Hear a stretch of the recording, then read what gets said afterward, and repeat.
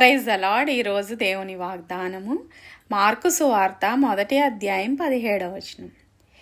యేసు, నా వెంబడి రండి, నేను మిమ్మును మనుషులను పట్టు జాలరులనుగా చేసేదనని వారితో చెప్పెను. ప్రభు అయిన యేసుక్రీస్తు తండ్రి ఇక్కడ తన శిష్యులతో మాట్లాడుతున్నారు. ఆయన దేవుని వెంబడించినట్లయితే, యేసయ్యను వెంబడించినట్లయితే ఆయన మనుషులను పట్టు జాలరులుగా మిమ్మల్ని చేస్తానని శిష్యులకి వాగ్దానం చేశారు.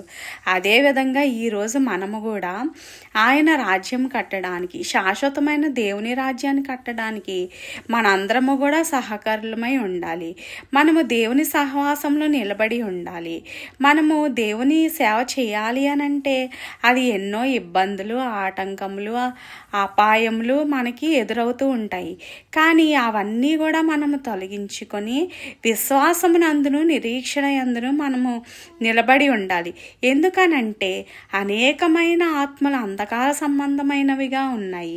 ఈ లోకంలో ఉన్న అంధకార సంబంధమైన జీవితాలని మనం వెలిగించాలి అనంటే, వారందరినీ కూడా చీకటి జీవితంలో నుంచి బయటికి తీసుకురావాలి అనంటే, వెలుగులోనికి మనందరము నడిపించాలంటే, మనము దేవుని సేవలో దేవుని రాజ్యాన్ని కట్టాలి అనంటే గనక ఖచ్చితంగా కూడా మనము విశ్వాసము కలిగి జీవించాలి.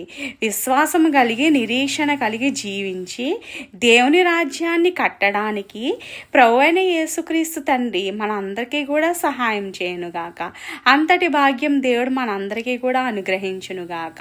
అంధకార సంబంధమైన జీవితాలని వెలుగులోనికి తీసుకురావడానికి ప్రభువైన యేసుక్రీస్తు తండ్రి మనందరికీ కూడా సహాయం చేయనుగాక. ఆమేన్. హల్లెలూయా.